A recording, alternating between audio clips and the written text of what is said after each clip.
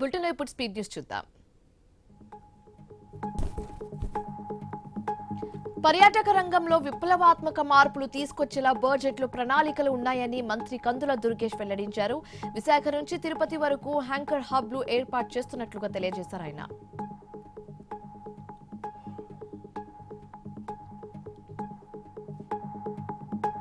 తనకు పరిహారం చెల్లించాలని అత్తగారి ఇంటి ముందున్న జనసేన పార్టీ వీర మహిళతో కలిసి లలిత అనే యువతి ఆందోళన చేపట్టారు. కాకినాడ జిల్లా తిరుమల గ్రామానికి చెందిన తన భర్త చంద్రశేఖర్ 4 ఏళ్ల క్రితం మృతి చెందగా ఆస్తిలో వాటా ఇస్తానని హామీ ఇచ్చి ఇప్పుడు బెదిరిస్తున్నారంటూ బాధితురాలు ఆరోపించింది.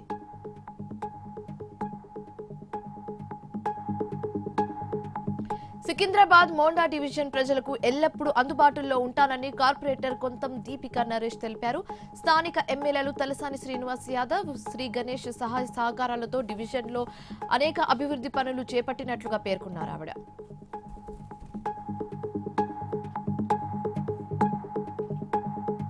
ఫిబ్రవరి 14న బ్లాక్ డేగా నిర్వహించిన జయభారతి అసోసియేషన్ గాజువాకలోని వీర జవాన్లకు నివాళులుగా భారీ జాతీయ పతాకంతో ర్యాలీ చేశారు. ఐ స్టాండ్ ఏ నేషన్ పేరుతో నిర్వహించిన ఈ కార్యక్రమంలో విద్యార్థులు పెద్ద సంఖ్యలో పాల్గొన్నారు.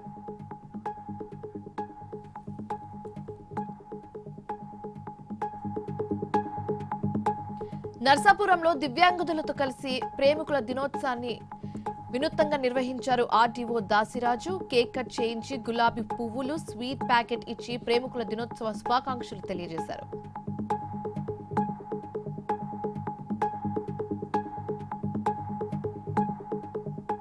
రంగారెడ్డి జిల్లా అత్తపూర్లోని చిన్న అనంతగిరిలో ప్రణవ భక్త సమాజం ఆధ్వర్యంలో శివరాత్రి ఉత్సవాలను ఘనంగా నిర్వహించారు.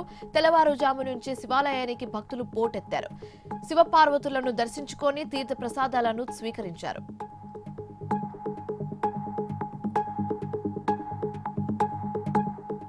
సంగారెడ్డి జిల్లా జూరా సంఘంలోని కేతకి సంగేశ్వర ఆలయానికి భక్తులు పోటెత్తారు. స్వామివారి దర్శనానికి దూర ప్రాంతాల నుంచి భక్తులు రావడంతో భారీ బందోబస్తును ఏర్పాటు చేశారు అధికారులు.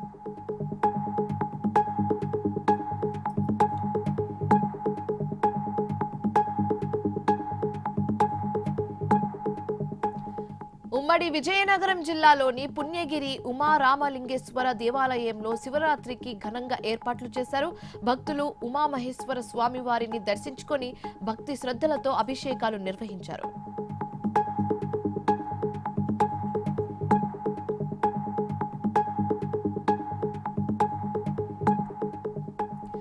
మహాశివరాత్రి సందర్భంగా ఏలూరు జిల్లా కలిదిండి మండలంలోని శ్రీ పాతాళ భోగేశ్వర స్వామి ఆలయానికి భక్తులు భారీగా తరలివచ్చారు. రాత్రి స్వామివారి కళ్యాణం ఘనంగా నిర్వహిస్తున్నట్లుగా ఆలయ అధికారులు తెలియజేశారు.